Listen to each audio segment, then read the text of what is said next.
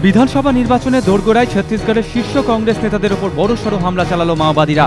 প্রাণ গেল ছত্তিশগড়ের শীর্ষ কংগ্রেস নেতা তথা প্রাক্তন মন্ত্রী মহেন্দ্র কর্মার। পুলিশ সূত্রে জানা গিয়েছে, শনিবার বিকেল 5:30 নাগাদ সুকমার জগদলপুরে কংগ্রেসের পরিবর্তন যাত্রায় 500 জন মাওবাদীদের একটি দল হামলা চালায়। 16-17টি গাড়ি নিয়ে সুকমা থেকে প্রচার সেরে ফিরছিলেন কংগ্রেসের শীর্ষ নেতারা। সেই সময় অন্ধ্রপ্রদেশের গা ঘাসা ওই ঘন জঙ্গল এলাকায় অতর্কিতে হামলা চালায় মাওবাদীরা। প্রথমে বিস্ফোরণ ঘটিয়ে একটি সেতু উড়িয়ে দেয় তারা। তারপর শুরু হয় গুলির বৃষ্টি। মাওবাদীদের গুলিতে প্রাণ হারান শীর্ষ কংগ্রেস নেতা মহেন্দ্র কর্মা। গুলিবিদ্ধ হন প্রাক্তন কেন্দ্রীয় মন্ত্রী বিদ্যাচরণ শুক্ল। প্রদেশ কংগ্রেস সভাপতি নন্দকুমার পটেল ও তার ছেলেকেও মাওবাদীরা অপহরণ করে নিয়ে যায় বলে খবর। মাও হামলায় প্রাক্তন কংগ্রেস বিধায়ক সহ আরও একাধিক কংগ্রেস নেতার মৃত্যু হয়।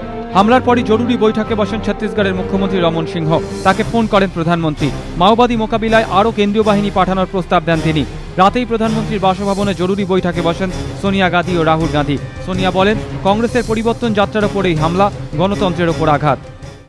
We are all astounded and shocked and pained by what has happened in Bastar. Our colleagues were taking a Parivartan Yatra.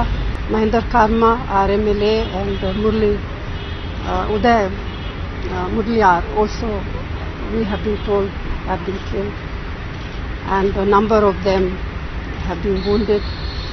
Shuklaji, our senior colleague Shuklaji, has also been hit by bullets. মাওবাদী মোকাবিলায় ছত্তিশগড়ের Salva জুলুম তৈরি করে খবরের শিরোনামে এসেছিলেন মহেন্দ্র কর্মা। ছত্তিশগড়ের প্রাক্তন মন্ত্রী ও বিরোধী দলনেতাও ছিলেন তিনি। ইন্দিরা গান্ধীর আমলে কেন্দ্রীয় মন্ত্রী ছিলেন বিদ্যাচরণ শুক্ল। জরুরি অবস্থার সময় তথ্য সম্প্রচার মন্ত্রকের দায়িত্বে ছিলেন তিনি। এছাড়াও বিদেশ, স্বরাষ্ট্র, প্রতিরক্ষা মন্ত্রকের দায়িত্বও সামলেছেন শুক্ল। এবিপি আনন্দ।